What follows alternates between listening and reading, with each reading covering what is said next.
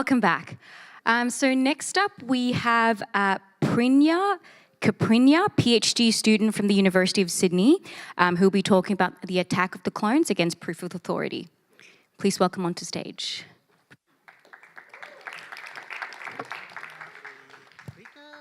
Yes, there is a clicker. So this is your mic. Okay, can I use this one? Yes. Okay. Yes, you. All right. So the clicker here, and I think pointer. Thank you. No problem. Just put it. Okay.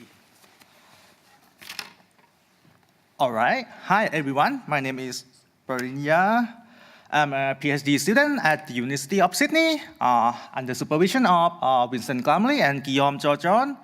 Today, I'm going to present you my work, the attack of the clones against proof of work, against proof of authority. Sorry.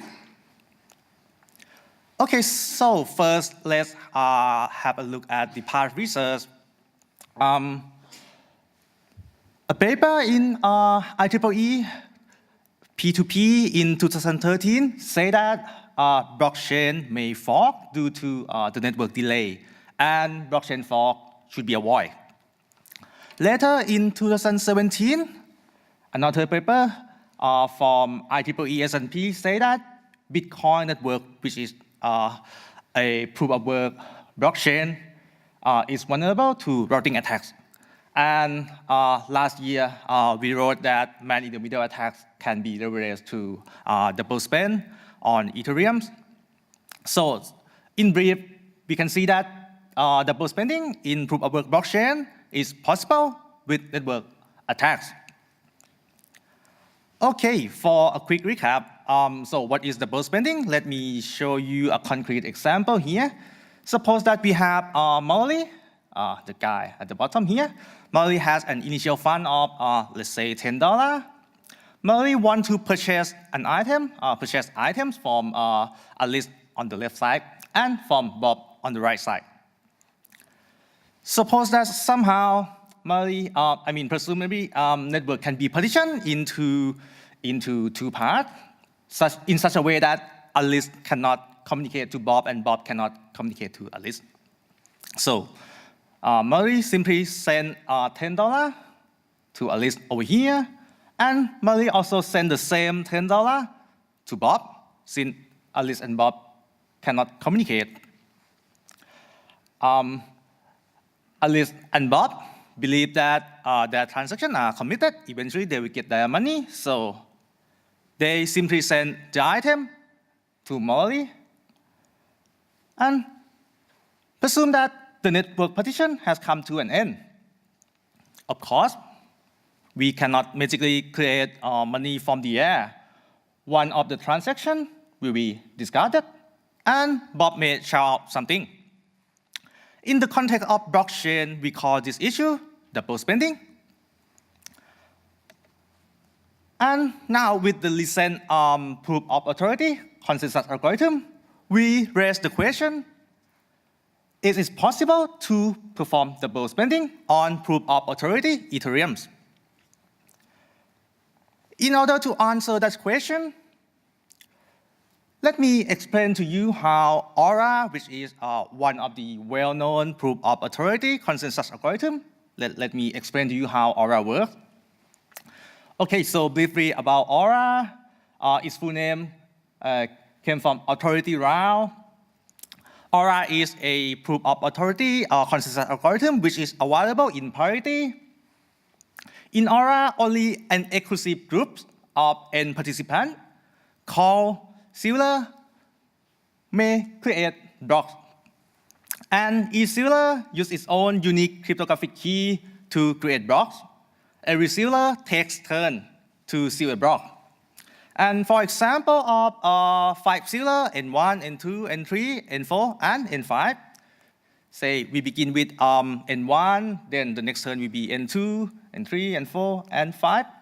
And it's going to cycle back to N1, N2, N3, and so on. And Aura also apply a concept of time-based turn.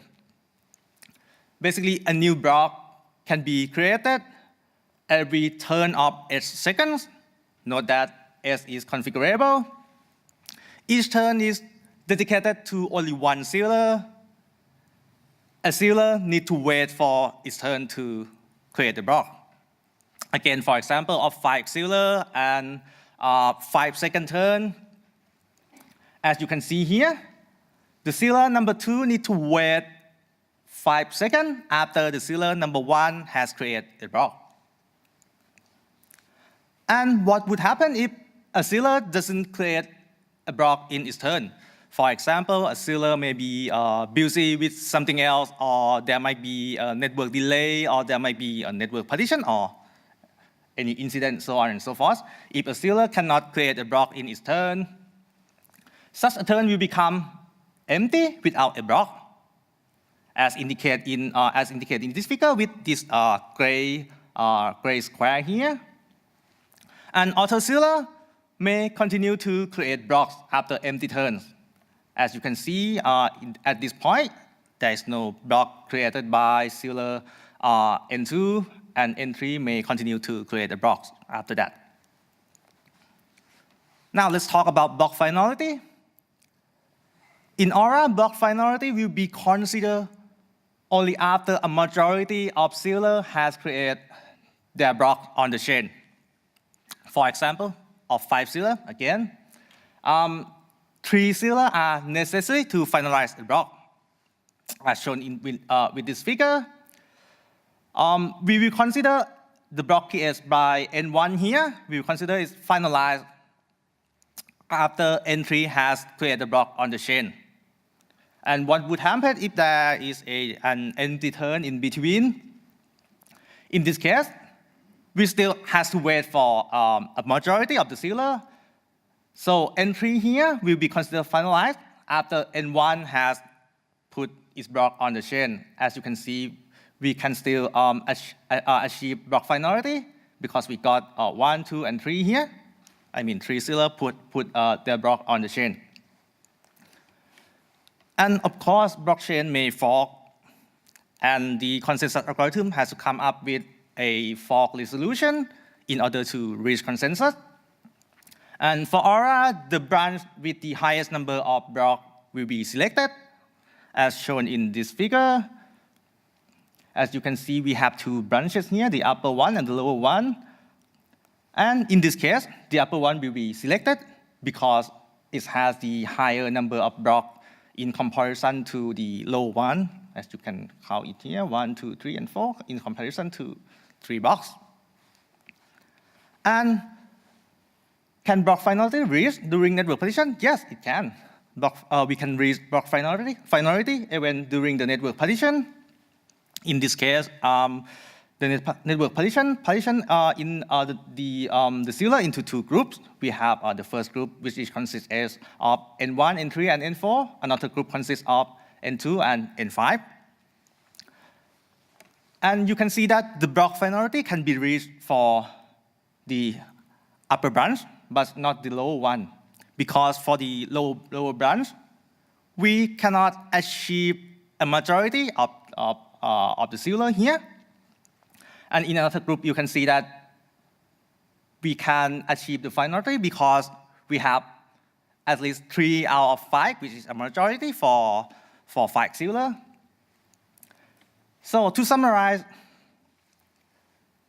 the block finality in Aura requires strictly more than half. So there will be only 1 partition that may finalize blocks. In these examples, say we have the total number of, we have 7 total number of sealer here. And if there is a network partition that split the sealer into 2 groups, on the left-hand side, we have 4. On the right-hand side, we have 3. Only this group on the left-hand side can finalize a block. But what would happen if there is 1 malicious sealer? Suppose that a malicious sealer create its clone to participate in both partition. As you can see in this figure, say we have a malicious sealer indicated by this red guy here, and this guy decides to create its clone and participate in another partition. Say we have a clone sealer here. In this case, you can see that both partition can finalize a block, and it's going to cause double spending issue for sure. And putting the cloning attack to work, we conduct an experiment to perform the attack against Aura. Our setup consists of 9 sealers into subnetworks, and we allow the attacker to clone Ethereum instance for the sake of simplicity. And also, we allow the attacker to partition the network as well. So the network will be split into 2 sealer groups. And in order to perform the attack, as soon as the network is partitioned, the attacker is going to issue 2 conflicting transactions, 1 transaction to each sealer groups. And then the attacker simply waits until 2 transactions are finalized. After that, the attacker simply stops block contribution in 1 partition. So in this case, the attacker may influence which subgroup that will be selected as a canonical chain at the end of network partition. And at the end, the attacker simply ends the network partition. And with our experiment, the data that we obtained show that given the time for 10 turns, the attacker can achieve 100% success rate of double spending. Because in our experiment, we have 9 sealers, but if the POA network consists of more sealers, probably the attacker need to prolong the network partition for longer, of course. And how can we mitigate the leaks? What would be the countermeasure? So we propose that the simple countermeasure would be instead of majority, the algorithm will be more resistant to the attack if it requires strictly more than 2/3 of sealer to finalize a block. Say, for example, in our previous case, we have 9 sealers in total. Strictly more than 2/3 out of 9 is going to be 7. In this case, only 1 malicious sealer is not enough to perform the attack. As you can see that in this case, we have 1 malicious sealer who may clone himself to participate in both partition. But in this case, nature of the partition may finalize a block. So in conclusion, with the attack of the clones against proof of authority, the attacker can double spend with 100% success rate from what we have found. We also perform the attack against Click, another well-known proof of authority on Ethereum. And you can also find other detail how we come up with the algorithm, how we perform the attack in detail via this link, which is going to refer to our paper on arXiv. And that's the end of my talk. Thank you for listening.